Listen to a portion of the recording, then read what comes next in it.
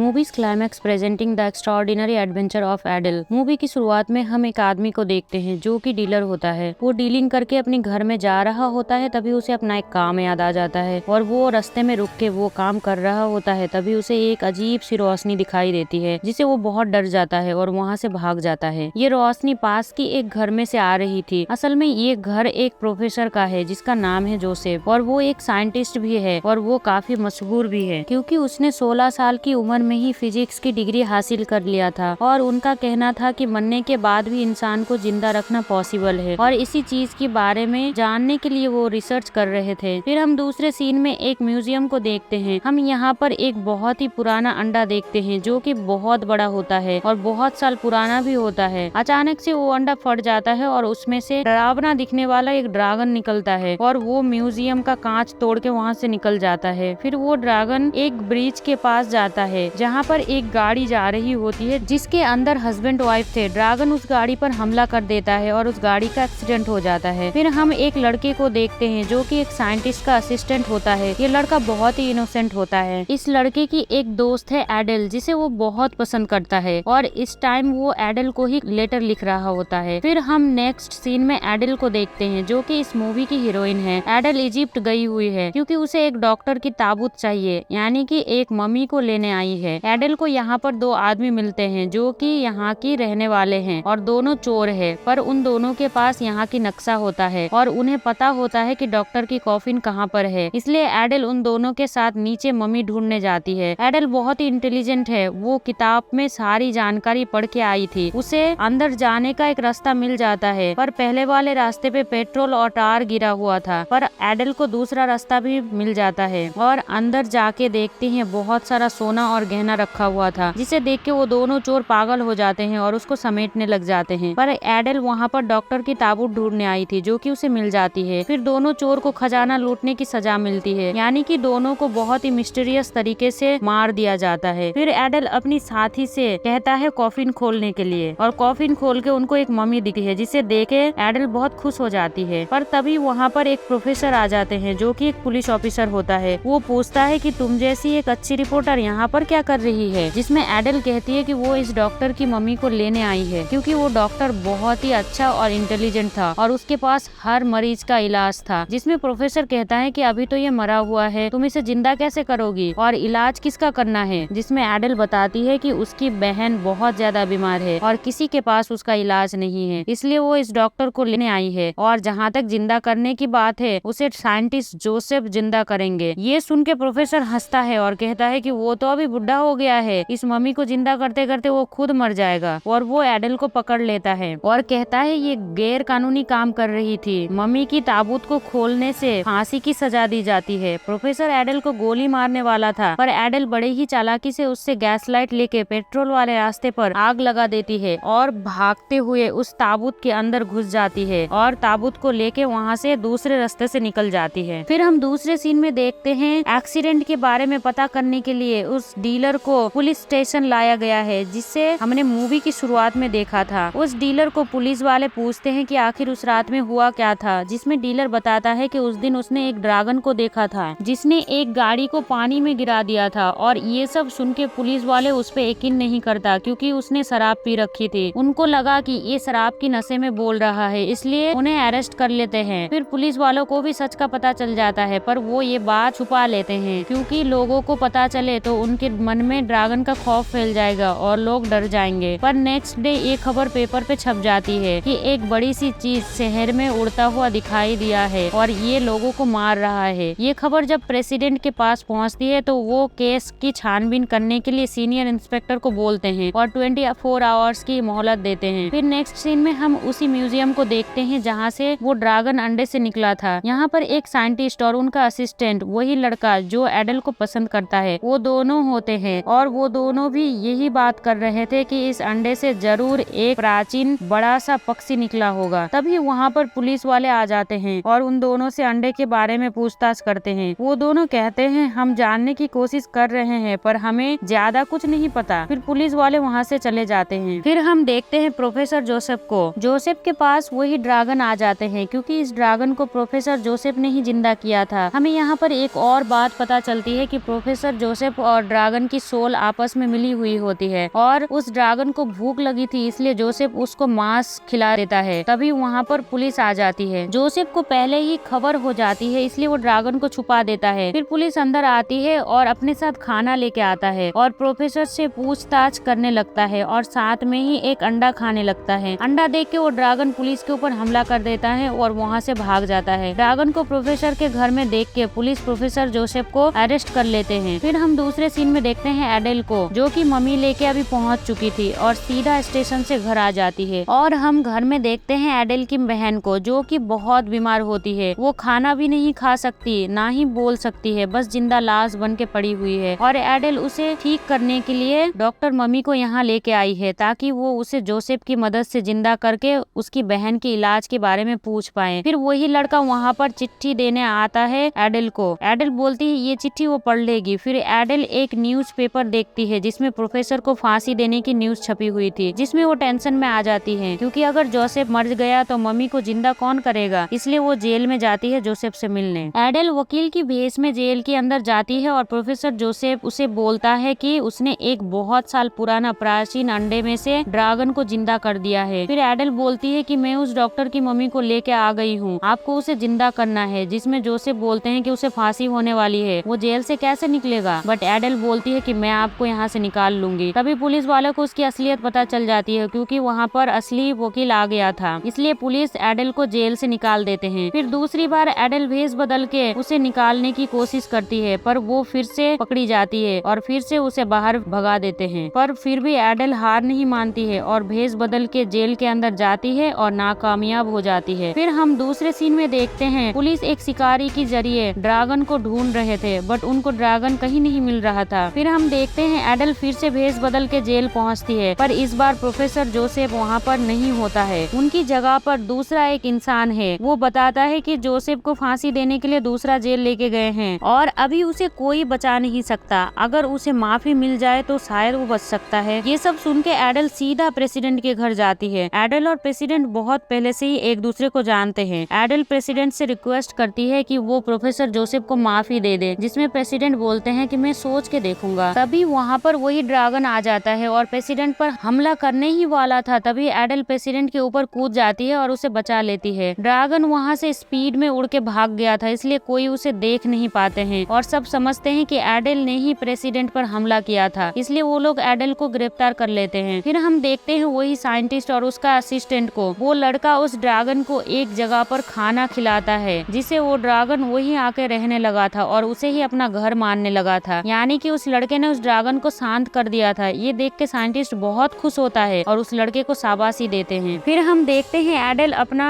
गवाही देके अपसेट होके घर आ जाती है और अपनी बहन से माफी मांगती है कि वो उसके लिए कुछ नहीं कर पाई। फिर वो नहाते हुए उस लड़के की खत को पढ़ रही थी। तभी उसे पता चलता है कि ड्रैगन कहाँ है। उस लड़के को पता है। एडेल भाग के उस लड़के के पास जाती है और वो लड़का उसे ड्रैगन के पास लेके जाता है। ड्रैगन को देख के एडेल डरती नहीं है, बल्कि उसके पास जाती है और प्यार से अपना माफलर उतार के ड्रैगन की गले में डाल देती है। फिर वो खुद ड्रैगन के ऊपर चढ़ जाती है। पहले तो ड्रैगन बहुत उछल रहा था, पर बाद में शांत हो जाता है और ड्रैगन उसे लेके प्रोफेसर जोसेफ को बचाने चले जाते हैं और फांसी वाली जगह से जोसेफ को उठा लेते हैं और उस ड्रैगन वाली जगह पर आ जाते हैं, जहाँ दोनों साइंटिस्ट मिलते हैं। वो दोनों पहले से ही बहुत अच्छा दोस्त थे, इसलिए एक दूसरे को देखते ही बहुत खुश हो जाते हैं। लेकिन तभी वहाँ पर वो शिकारी आ जाता है और ड्रैगन पर गोली चला देता है। क्योंकि ड्रैगन का सोल और जोसेफ का सोल मिला हुआ था, इसलिए जोसेफ भी जख्मी हो जाते हैं। पर एडेल जरा सी भी देर नहीं करते हुए जोसेफ को अपना घर लेके जाती है डॉक्टर की मम्मी को जिंदा करने के लिए। वहाँ जाते जोसेफ बोलते हैं कि जितनी भी सारे प्राचीन चीजें हैं उसे सर्कल में रखो। फिर ऐसा करके प्रोफेसर जोसेफ मम्मी को जिंदा करने की कोशिश करते हैं, पर तभी वो ड्रैगन मारा जाता है, जिस वजह से प्रोफेसर जोसेफ भी मर जाते हैं। पर तब तक वो मम्मी को जिंदा कर चुके थे। मम्मी जिंदा होते ही कांच तोड़ के बाहर आते हैं और एडेल के पास आके कांच तोड़ने के लिए माफी मांगते हैं और फिर एडेल की बहन के पास जाके पूछते हैं कि इसे क्या हुआ। फिर एडेल बताती है कि 5 साल पहले एक एक्सीडेंट हुआ था, जब वो दोनों बहन मिलके टेनिस खेल रही थी और गलती से टेनिस बॉल उसके सर पर लग गई थी और वो गिरते ही उसके सर से हेयर पिन गिर गया था और वो पिन उसके सर की आर पार हो जाती है। तब से वो ऐसे जिंदा लाश बन के पड़ी हुई है। एडेल कहती है आपको मैंने इसलिए जिंदा करवाया है ताकि आप मेरी बहन को ठीक कर पाओ, पर मम्मी बोलते हैं एडल की बहन की हालत कुछ ज्यादा ही खराब है और वो इसे ठीक नहीं कर सकता।